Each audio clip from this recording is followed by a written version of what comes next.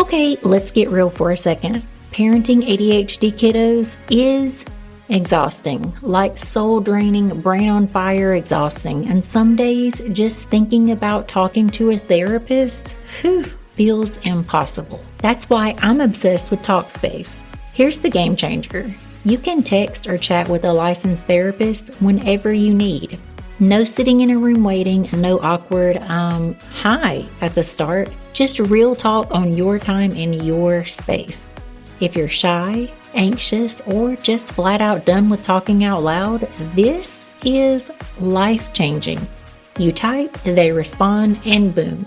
Support is literally in your pocket. It's therapy that actually fits into your messy, chaotic life. And for 2026, that's the energy we need. More calm, less guilt, and actual support that doesn't make your anxiety spike. Seriously, if you've been thinking, I need help, but I can't even, Talkspace is the perfect way to start. If you've ever found yourself standing in the kitchen at 7:42 p.m. negotiating screen time like it's an international peace treaty, while wondering if you're too permissive, not permissive enough, or just completely failing the whole vibe check, this episode is for you. Today's conversation is about permission. Not the anything goes good luck kid kind, but the radical, grounded, science-backed kind that changes how you parent an ADHD brain without lighting yourself on fire in the process. And there is no one I'd rather have this conversation with than Dana Cruz. Dana is the kind of human who makes you exhale before you even realize you've been holding your breath. She's an ADHD-informed parent coach, educator, and thought leader who doesn't do shame, doesn't do fluff, and absolutely does not believe parents need one more rigid system that works greatly in theory and falls apart by Tuesday. Dana's work, featured through CHAD, TED Talks, and beyond, invites us to see ADHD in full permission. Permission for our kids to be wired differently. Permission for parents to stop parenting from panic mode. Permission to build care around real nervous systems, not idealized ones. In this conversation, Dana and I dig into what permission actually looks like in daily ADHD parenting. Why trying harder is not a strategy, how control often masquerades as care, and what happens when we stop managing behavior and start supporting regulation. This episode is part of the New Year Less Chaos campaign because the goal isn't a perfect reset. It's fewer power struggles, fewer meltdowns, theirs and ours. So, if you're ready to drop the guilt, loosen the grip, and parent from a place that actually works for our families, grab your emotional support iced coffee, and let's welcome Dana to the mic.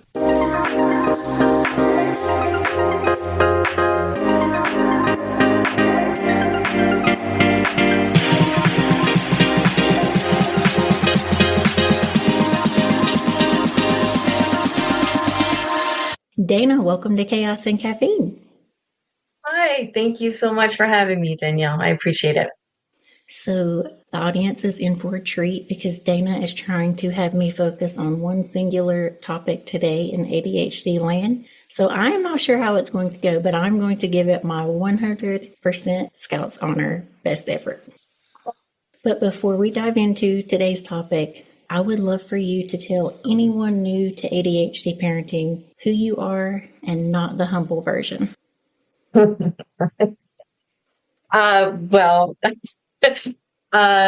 see. I work with adults and emerging adults in coaching.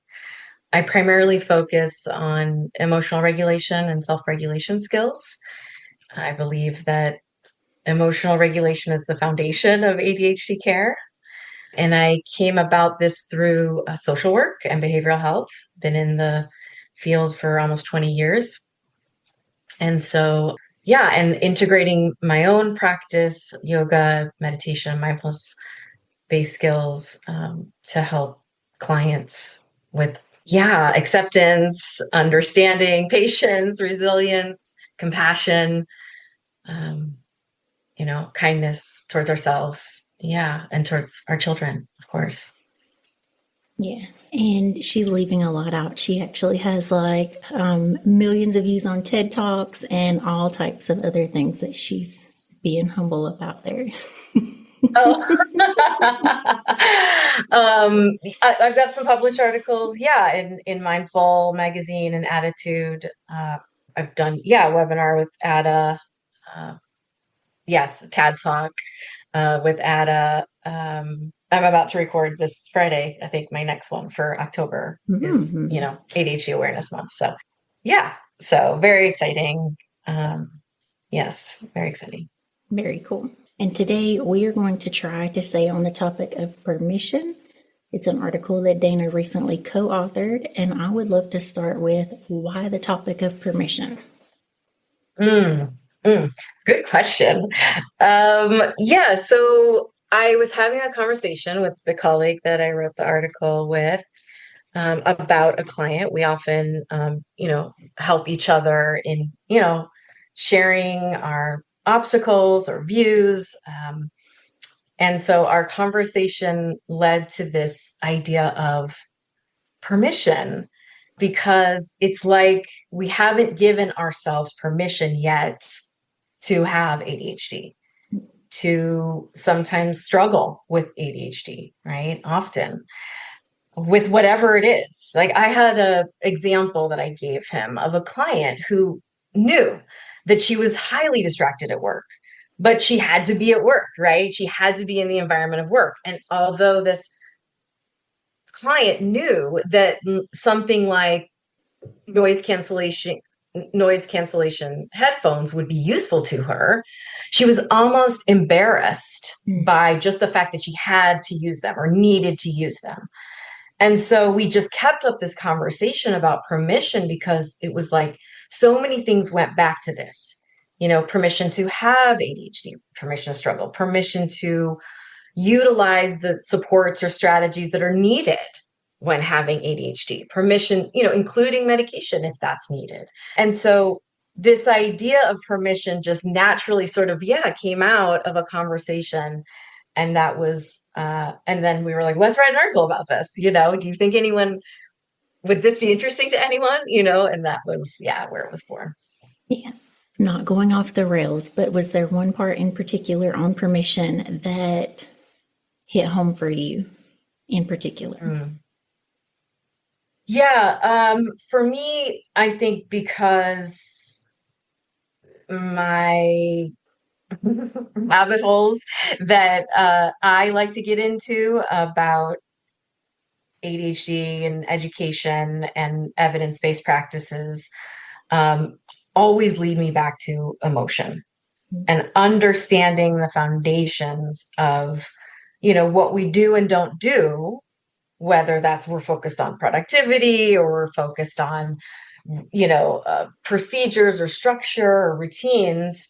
It always goes back to me to emotion. And so in the article, yeah, the subject of like permission to have big emotions, permission to, feel things deeply, to be sensitive.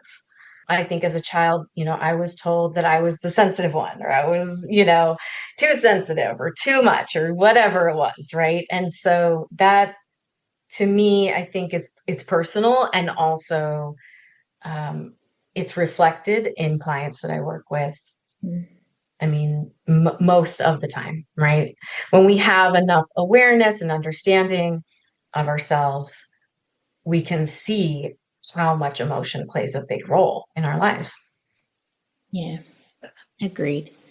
One thing I'm trying to teach my kiddo is that not managing or controlling our emotions, but understanding, just having that awareness of your emotion will help you so much in life. So much. Yes, yes, yes. I love that because, yes, it's not about controlling it. But I don't know. I kind of like the word management. Sometimes not so much. I think people have different associations with that word. But I love that what you said, which was the awareness around, like just being aware of what's happening, just seeing it clearly, noticing what's happening will sort of like the managing part kind of comes in turn, right? That's a natural progression almost. Once we are aware of it, once we see it, once we understand it, and we can kind of integrate it, right? It happens naturally. It's like falls into place. Yeah. About like seeing clearly, knowing what to do next, Yeah. right? It's that clarity that comes out of the awareness.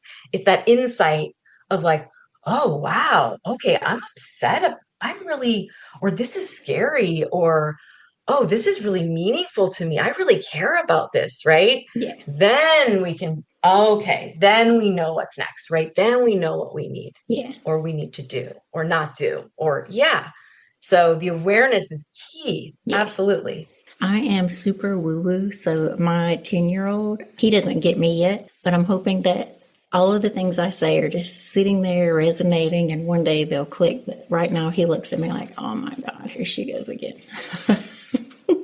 Well, what do you mean by woo-woo? Is there something that he or you that he's uncomfortable with, or? Oh, yeah. So this is off the rails. I'll make it really quick. My lifelong friend died in 2021, and I had I'm so sorry to hear that. Thank you. Grieving her gifted me the best gift that I've ever been given, which was a massive spiritual awakening. My kid was 6, so he remembers not so calm mom, and now he knows calm mom. So woo woo to him is like the chill, it's all going to be okay version, or like, well, let's just breathe for a minute. And he's like, I don't want to breathe. He tells me a lot. He's like, I hate that I'm so mad and you're so calm. And I'm like, I am choosing to be calm, but he wants me, he's like, why aren't you mad? I'm like, I don't need to be mad. You're going to calm down and life's going to be okay. But so there's a stark remembrance of who not chill mom was, for sure, to now he's got this woo-woo, hopefully most of the time centered, chill, calm mom. Well, again, I'm very sorry for your loss. And it sounds like for you, what an amazing, beautiful, horribly beautiful, tragic silver lining of, that person's death for your life, in knowing what's important, right? Knowing what matters. Yeah. And death can often do that for us. It is a gift, sometimes in that way, right? And how amazing that he gets to experience you in this new form, right? And like that was a part of you the whole time. It wasn't like you weren't there before, right? It's like seeing clearly helps you, manage yourself, right? Regulate yourself to see, it's not going to be helpful if I jump in the pool with him and hit, he wants you to jump in the pool, right? Like he's angry. Mom, get angry with me, and like that would feel good, right? If someone got in the pool with me, right? Except for you're like, but I'm not in that pool. And also like, is that really where you want to be?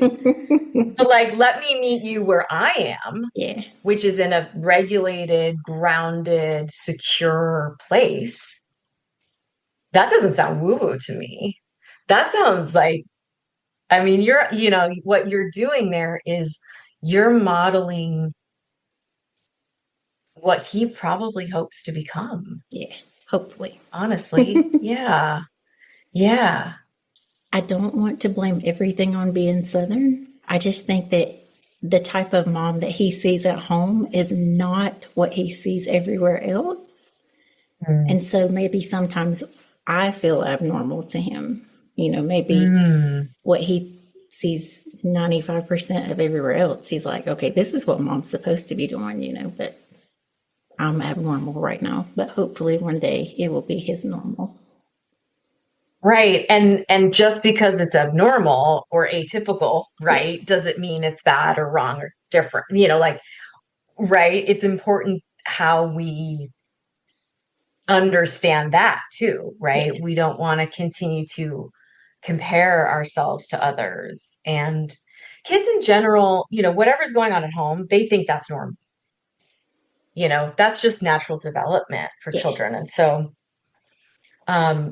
you being a calm mom, is normal to him. And they adjust and adapt quite magnificently too. That's a Yeah. part of being a kid too, right? And so, um, yeah, I mean, maybe the excitement, and the yelling and the whatever, like that is part of how our dopamine driven brain works. Like sometimes we need that drama and excitement and, stirring the pot and that makes sense. And also, that's not always what's helpful, Yeah. right?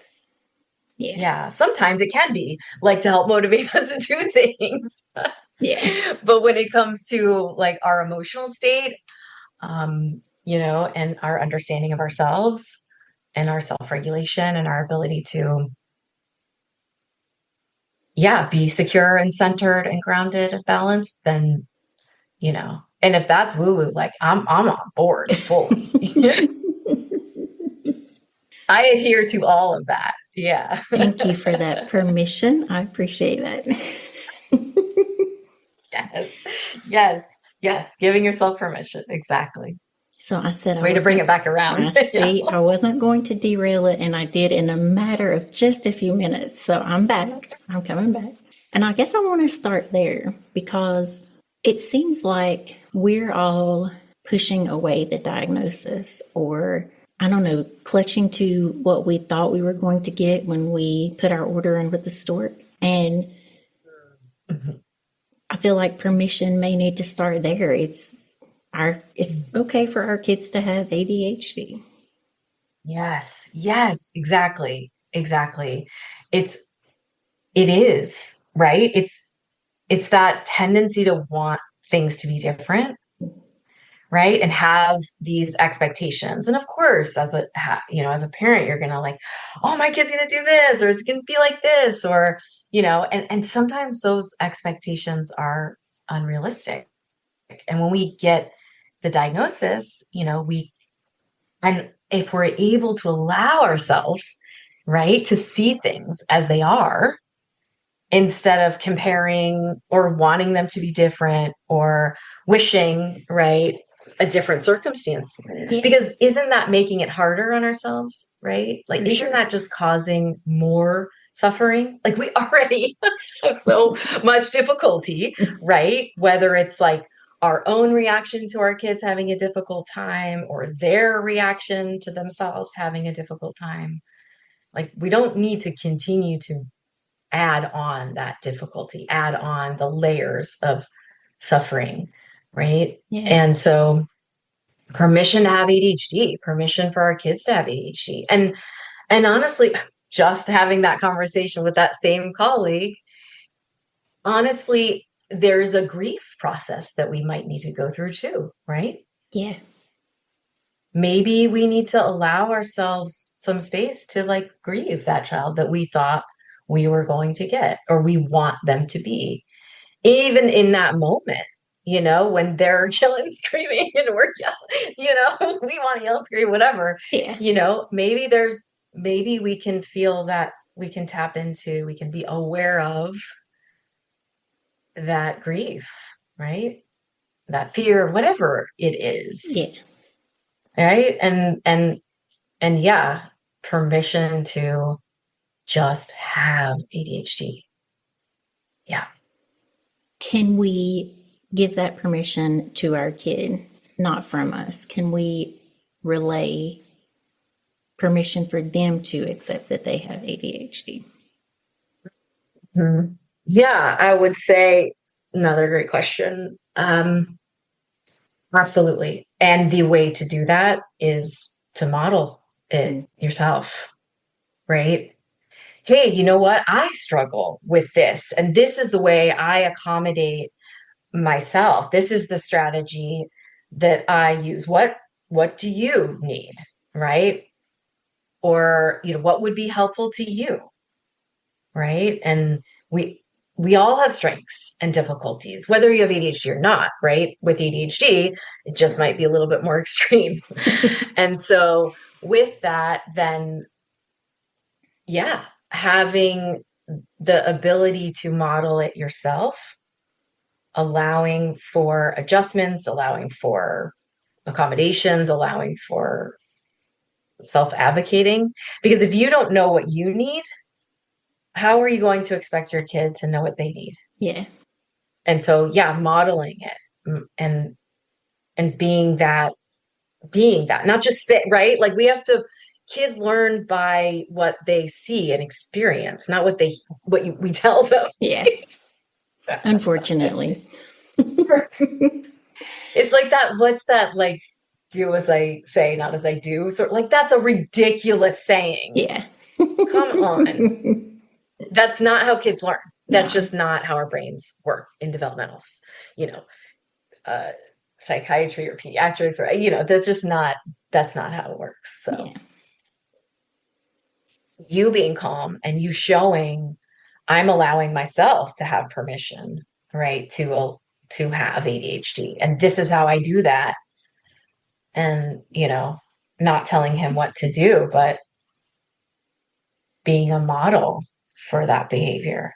And it sounds like it's exactly what you're doing. So good work. Hopefully. Keep up the good work. It feels like I try to be really honest with parents because they, they're like, when he has said in public, I've asked him not to, like, my mom's the calm mom. And they're like, well, how do you do that? I'm like, I needed so much help. The universe gifted me a shortcut. So I don't know what to tell you, but like I had some help, but it's probably involved in self-work. Yeah. And there's so much to that, right? We're complex people, we have complex networks, right? Whether that's friends or family, whether that's groups or organizations, right? Like we are not islands and we don't work alone, right? Whether that's therapy, whether that's whatever it is, coaching, whatever it is that's useful to you, to be self-reflective, to be aware. Yeah. Yeah. Jumping back to the parents very quickly, why do you think that it is that parents are like, well, we've managed this long. We don't need a diagnosis or treatment, or it's just our chaos. It's not a, legitimate condition. Right. Yeah. That's part of that permission piece too, right? Part of having ADHD or permission to have ADHD. I've heard so many clients say that, well, yeah, I'm more focused on the kid, and I don't, I probably have ADHD myself too. It's like, well, okay. And so, let's follow that line of thought, right? Okay, you probably have it. We know it's genetic. So what does that mean? Was it important for you to have a diagnosis for him? Why not for you? Right. And what would that mean for him if you also had a diagnosis? Yeah. Right. And and how about we, focus more on relating to our kids, right, as human beings, as opposed to, well, we did it this way, or it was different when we were, that like times have changed. Technology it's an infinite process and it is constantly changing. Yeah. And we didn't have cell phones and tablets when we were growing up, and we didn't have social media. There was nothing like that. So, yes, you did it on your own. Good job. You pulled yourself up from your bootstraps. Good work. And also, do we have to do it the hardest way possible still? Yes. If you've ever watched your kiddo struggle to figure out why other kids won't share their Legos, or why sarcasm flies over their little head like a rogue Nerf dart, this next resource is going to make your jaw drop. Meet Michelle Garcia Winter. She's not just a speech and language pathologist, with a master's degree. She's the CEO and founder of the Social Thinking Methodology, and a total game changer in how kids, and let's be real, parents too, learn the unspoken rules of social life. Michelle specializes in social cognition, basically the brain's people skills, and she's built tools, strategy, and resources that help our ADHD kiddos crack the code on friendships, conversations, and self-regulation without making them feel broken or less than.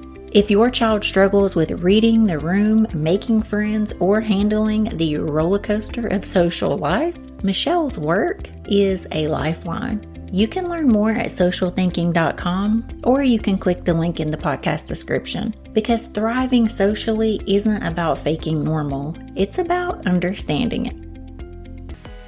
Can we be honest for a second? If the words school stress make your eye twitch, same, because traditional school plus ADHD plus already fried nervous systems, phew, that's chaos we did not sign up for. That's why I love Me Academy. It's an online learning platform that lets kids learn at their own pace.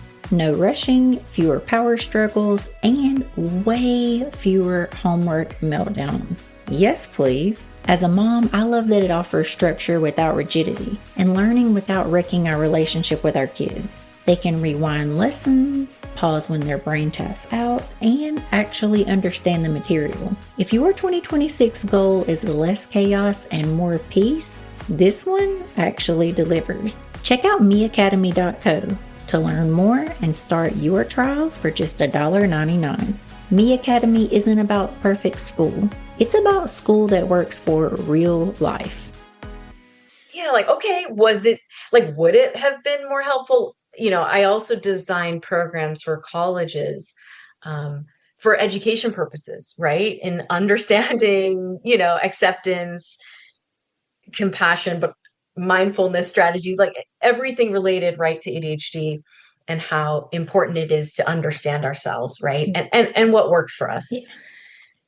And I think to myself, like, man, it would have been so great if I would have known that I had ADHD as a teenager or a college student. That would have been really helpful to me, of understanding the way I work, the way my brain works, what I have difficulty with, what I'm challenged by, what are my obstacles, what are strategies that work. I was fortunate enough to have a diagnosis of learning disability. But of course that didn't come out as ADHD because I was born in 1980, right? And like little girls didn't have ADHD, that were born in 1980. And so it just came out as a learning disability, which I do have as well. Dyslexia is a part of my diagnosis. But not knowing that ADHD was a part of that, man, that would have been helpful.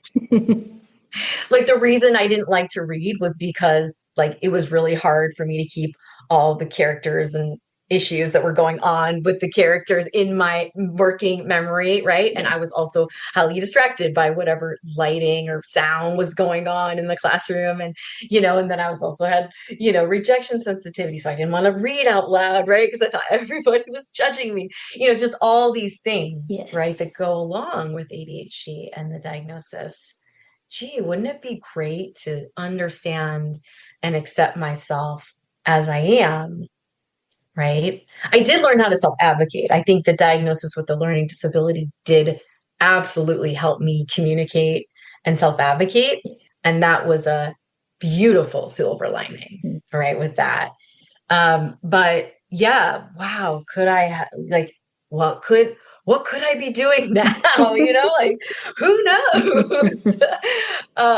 But yeah, it's also like, the butterfly effect, like even the smallest thing, right, that would have changed or would have been different. I'm not sure if I actually would have changed that now, looking back, because I'm pretty happy, with who I am and where I'm at right now. And so, but yeah, it would have been nice to know a couple more things, like my future self going back to my past self and be like, hey, guess what? You have this thing that's a part of who you are, and it has its amazing, beautiful things. It makes you adventurous, it makes you interested in people and, ideas and connection. And it also, you might not always keep yourself as organized, or it's harder to start routine and stick with them. Or that's another part of the permission is we talk about permission to be inconsistent. Like ADHD is not a consistency thing. We actually I don't think our brain likes it or wants it. Yeah. And people always come to me like, oh, I just want to be more consistent. I'm like, tell me what that actually means to you. And let's really talk about that because I'm not sure if that's even, I don't know if that's, maybe it's possible, but in what way is it possible, Yeah. right? And for what purpose and benefit? And can we give ourselves some patience and understanding there too, right? We're going to have to start fresh, or we're going to have to start again, or, like it's okay that when we go on vacation, our routine like blows up. Yeah. And that's all right. Right. And then we get back on the horse and we do it again. We start over. Yeah. I think that step in there, permission to be inconsistent, to me, goes into the next part of permission to feel all the things that come along with ADHD or ADHD parenting. Yes. Or everything. Yes. Yes. Yeah. Yes. Like the inner critic and the shoulding ourselves and the the judgment that we have, and the comparison, and yes. Yeah. It's all there. And we just have, it's all there for everybody. Of course, it's not like ADHD invents these things, but we tend to have, the more extreme sort of cases of it. Yeah. That can be prolific, in our, and then the rumination and the fixation, and we just spins, right? I catch myself, I don't do it as much now because I have some more self-awareness than I did 10 years ago, but I used to be so quick to have a feeling and then give that a whole story, and then I would be having shower arguments over something very, very, very small, like like the rejection sensitivity, like maybe the wrong look, or me taking something that someone said in a different way that they probably didn't even mean, and then just running with it. Yes. Or it's me saying something at a party, in front of someone that like, now I'm like, oh my gosh, what does that person think of me? Yeah. Or oh, I can't believe I said that thing. Or yeah. And the stories that we tell ourselves. Yeah. Right. And it can really, it can really take up a lot of time and space and effort and energy. Yeah. Completely adding to the mental fatigue that goes along with everything else. Yes, because we're already working, at like a times 10 speed or effort, right? Yeah. I mean, people often tell me like, oh, I don't think I work hard enough, or I don't think I'm doing enough. It's like, whoa. I bet that actually you're working 10 times harder than, this other mom or your neighbor or your coworker or whoever else you're, looking at and comparing yourself with. Yeah. Ooh, that's good. My kid actually said that to me, and I just now put two and two together that he was recognizing his own ADHD, but he said something like, I have to work twice as hard as my classmates just to stay at benchmark. And I was like, why do you think that is? But now he was actually becoming more aware of his own efforts and classroom situation. Yes, yes. And that's often when we find, right, the ADHD diagnosis, like, oh, my kid's working. Why did the whole why question because sometimes becomes the judgment and the criticizing. And so in coaching, I like to spin the why. Like, let's use a different word, the what, the how, the who, the when, the where. But when it comes to understanding ourselves, right, if we focus on that why, then it becomes the judger, the critic, the shoulding, right? But if we focus on, wow, what great recognition for you, right? To understand that you feel like you're working this much harder or so much more effort to do the homework, right? Like most kids only take an hour and my kid takes 3 hours or whatever, right? And so it's not the why, because the why could always be ADHD, or the why could always be executive function dysfunction, or the why isn't necessarily what's, I think, helpful to focus on, but it's the how. Like, okay, so what would, or the what would help you with that? Because like you said, we have so much,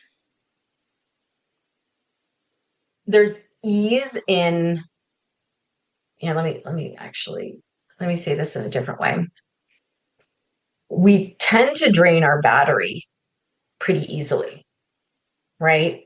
There's so much that's needed on a daily basis just to function executive wise, that and emotional wise, right? All of these skills, emotional regulation is a part of executive function. And so all of those skills drains our battery. And if we don't see that as it is, right? If we don't have the awareness of that, then of course, by the time we get home from school, we don't want to do the homework, or we don't want to clean the room, or we don't, or we're mad about tacos for dinner or whatever.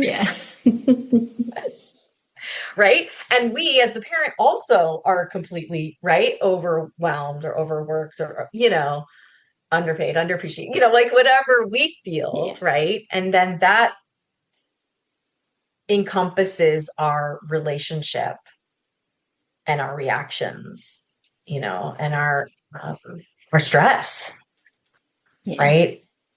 And if that's what's driving the bus, then, that's not helpful. I like that reframe on why, because to me, like a lot of the questions that he comes with me is why? Why do I have to read? Why do I have to take my vitamins? Why do I have to, so I'm going to use that later, probably around homework time. But yeah, I'm going to try to remember that. Well, for him, I mean, I don't know. I think, I asked a lot of whys when I was a kid, right? Like, because I think why or why not sometimes, as a kid is real, especially a kid with ADHD, right, is really like, we need to understand why we're doing it. But what I think what they're asking is for connection. They're asking for understanding and connection, right? What's the purpose behind this thing that we do? Right? Because it's hard to see that future. Like, I don't want to brush my teeth. Why do I have to brush my teeth? It's like, well, because you don't want black teeth when you grow up, or you don't want to lose your teeth, whatever. Like, that's too far away. That's way too far away for a child to think about, well, your future self, it's like, okay, like, yes, maybe that's helpful. That's great if it is. But also, like, that is very far away. So, let's bring it in a little bit closer. Let's make it relatable. Let's connect it to something that you do want or are interested in, or something that motivates you. Let's connect those dots for you, because that's part of divergent thinking, is asking why not? Why can't I do it this way? Right? That's what's like the genius and the creativeness and the thinking outside of the box and the giftedness and all of that can come along with ADHD as well. So don't stop, right? Like, we don't want to stifle that. True. So, but you can tell, I think, when the why is the critical, when the why is the judger.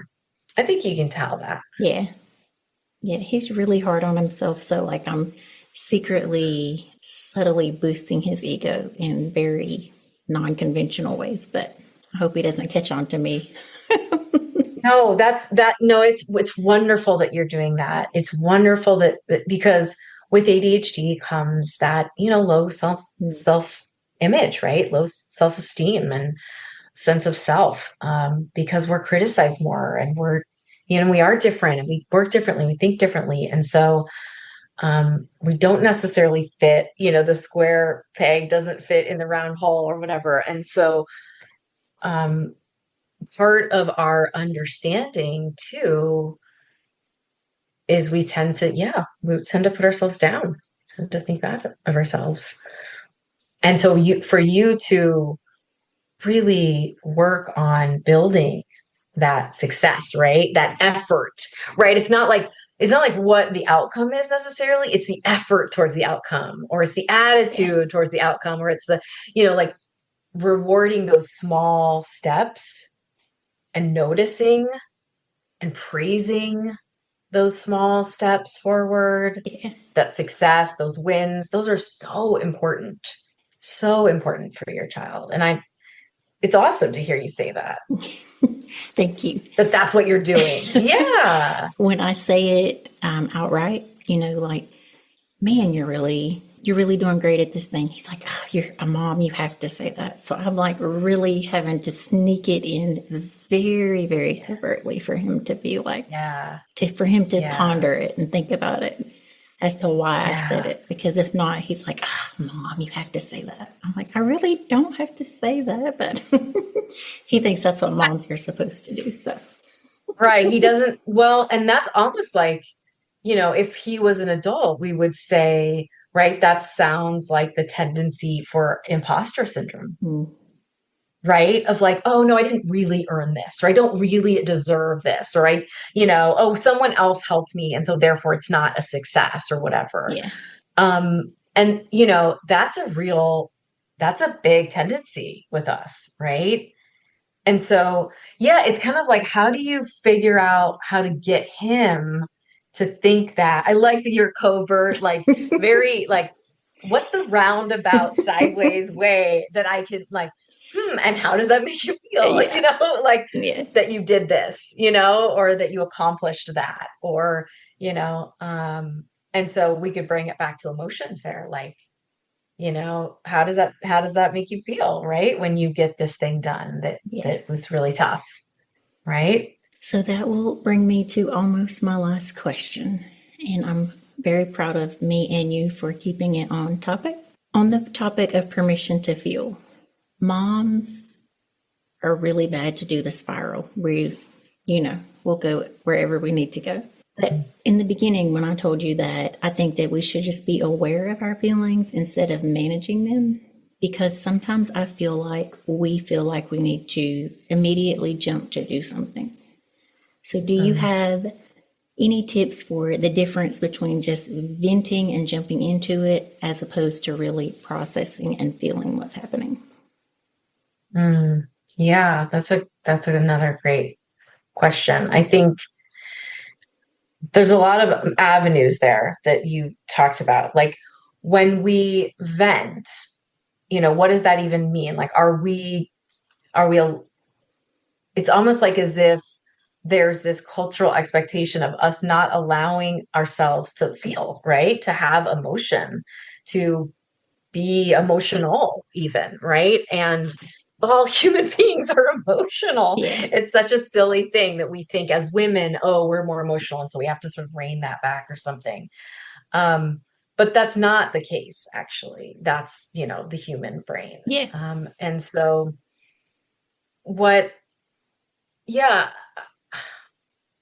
I guess the awareness piece, if we can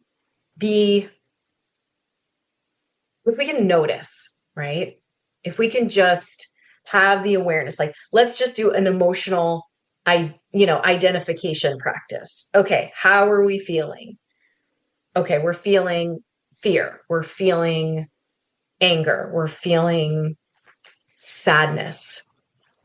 Let's identify the emotion first. I think that's key, right? And then how does that emotion feel in the body? What's going on physiologically that's connecting, how do we know we're feeling that way, right? Like in our body, right? Is it that our face starts to get red and flushed? Is it that our neck starts to tense up? Is it that we have this cramping or feeling in our stomach or our chest, right? Like, can you describe it to the T, to details of, it feels like a weight on my chest, or it feels like a compression sock that's too tight, or if, this is, and I would describe it in detail. Like, what does it have a shape? Does it have a color? Does it live somewhere in the body? Let's get to know it. Let's really understand and get to know it. Let's not just identify the emotion, but let's notice what's physiologically going on. And then also what we brought up before, which is, what are the stories that we tell ourselves? What's the thought that's going along with this emotion or emotions, right? And this physiological response. And I think if we can do all three, if we can be the observer, the witness of all three, then I think, wow, that's an incredible practice. That's an incredible strategy. And again, naturally, that manages in the most helpful, healthy, whole way of like, oh, then what, right? Then is there some movement that we need to do? Do we need to get outside? Do we need to put our feet on the grass, our hands in the dirt, whatever, like, do we need to hear the birds sing, whatever, right? That makes us feel whatever we need, right? Like, then towards something else, right? If this feels uncomfortable, lean into the discomfort just for a moment, right? Noticing 1, 2, and 3. Notice the emotion itself, notice the physiological response, notice the thoughts that go along with that, and the story that we tell ourselves because of that. And then what? Who knows? I don't know. Let's experiment, right? Let's see what happens next. Yeah. It might come that you have some insight there or some clarity there, or you might know what's needed next. I don't mean to throw moms under the bus when I say that. I think it's more that we just notice the emotions and actually want to deal with them, even if I don't have the healthiest way, as to where men are just like charging forward in probably a very unhealthy way, but it seems to me like majority of my mom friends have this guilt about everything. And it's like, give yourself some grace on whatever happened, and stop giving it a story, and let's move on.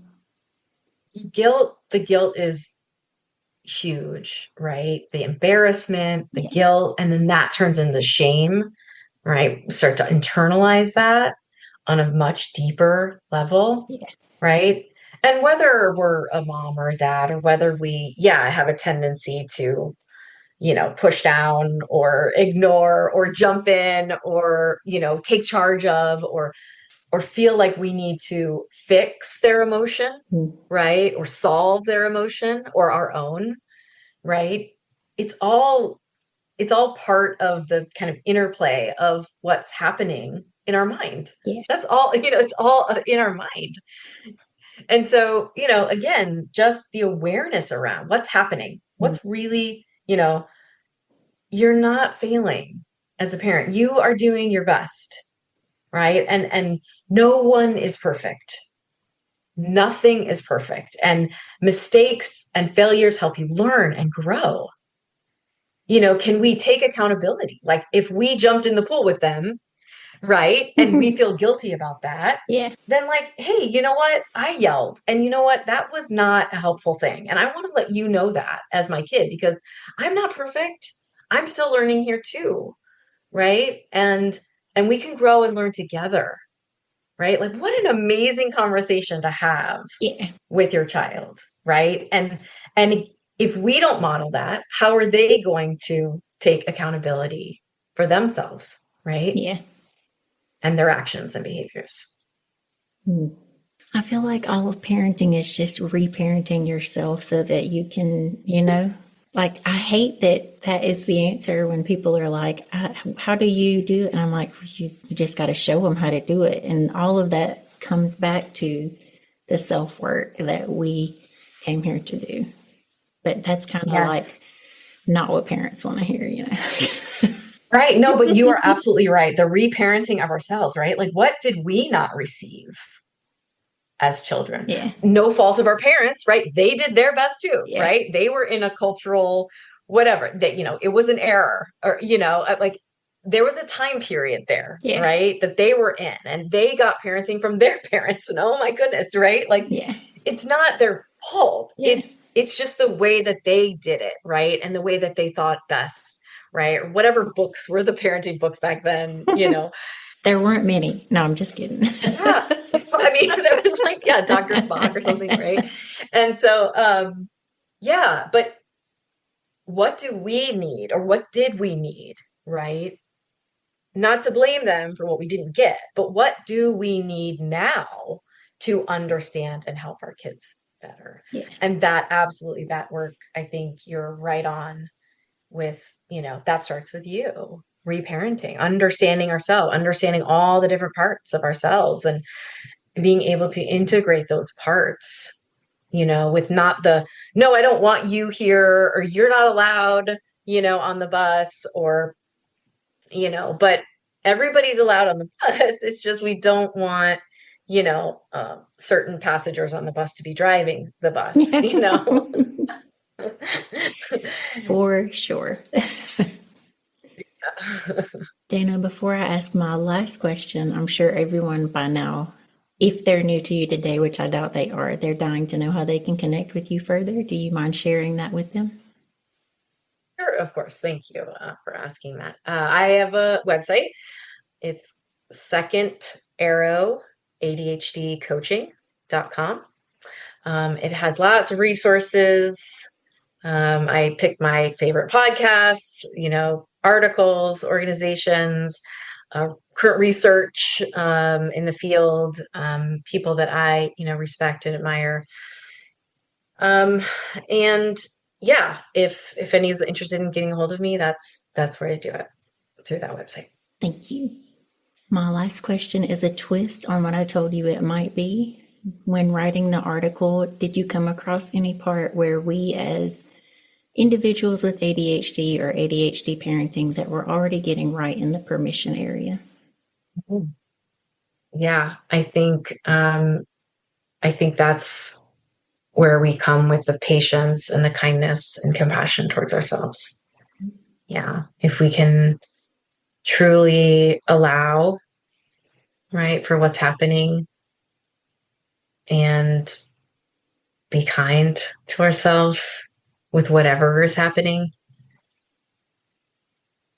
I think that's the nectar, right? That's the juice of life, and what's helpful and what's useful. And I think, there are moments, right, for all of us, like that we've been like, okay, it's all right. Like, we're going to get through this, or yeah, I did my best, or, wow, good job. Like, that was a good one. Like, oh, yay. I got the one. Yeah, that one thing, like, I think that when we're in the moment of something, we tend to go to that extreme feeling or thinking around that. And we forget to like zoom out, right, and see the bigger picture. Yeah. Like, this is just one moment, right? Like, I've actually done some great things here, like my kid's pretty great. And, and that's, that's a part of it too. Yeah. Yeah. Yeah. Just be kind to ourselves, be kind to each other. That was the perfect ending. Thank you so much for your time today. I've enjoyed it so much. Yeah, thank you. It was fun talking to you, and I hope this was helpful. I'm sure. Phew. Before you go back into your real life, the backpacks, the reminders you've already repeated 3 times, the internal debate about whether tonight is a structure night or a survival night, I want you to sit with this one truth for just a second. Permission is not giving up. It's getting honest. What Dana reminds us so beautifully in this conversation is that ADHD care does not start with control, consequences, or fixing. It starts with seeing your child's nervous system, seeing your own, and giving yourself permission to stop parenting like every moment is a test you might fail. Less chaos doesn't come from tighter rules. It comes from fewer parent struggles, from understanding what's underneath the behavior, and from letting go of the idea that you're supposed to do this perfectly. If this episode made something click, If you felt that quiet, oh, maybe I'm not doing this wrong after all, that's permission working. As part of the New Year Less Chaos campaign, this episode is your reminder that sustainable ADHD parenting isn't louder, stricter, or more disciplined. It's calmer, more connected, and rooted in compassion that actually holds up on a Tuesday night. Make sure to check out the resources linked in the show notes, including Dana's work and the chat article that sparked this entire conversation. Be sure to do all of the things for the algorithm gods. Leave us a comment, let Dana know what was your favorite part, a like, and subscribe so you don't miss another episode. But more importantly, if this episode felt like something another ADHD parent needs to hear, send it to them. Quietly, loudly, however you do community. You're not behind, you're not failing, and you don't need permission from anyone else to parent in a way that works for your family. That's it for this week on Chaos and Caffeine, and I'm your emotional support bestie, Danielle. I'll see you guys back here next week with the same chaos, probably the same amount of caffeine, but a whole lot more clarity and even more grace.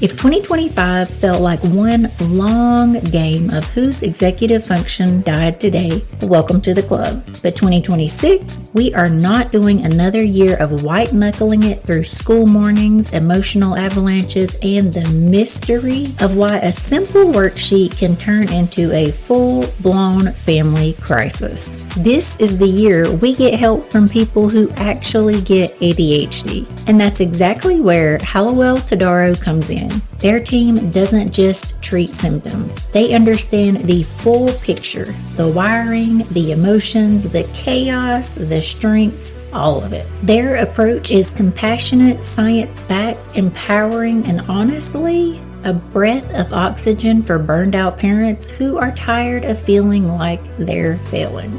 From diagnostic clarity to individualized treatment plans, coaching, therapy, and support that actually works in real life, not just on paper, Hallowell Todaro gives families the tools to regulate, connect, and finally feel hope again. So, here's to New Year, less chaos, and partnering with experts who make ADHD feel less like a daily disaster and more like a journey we can navigate with confidence.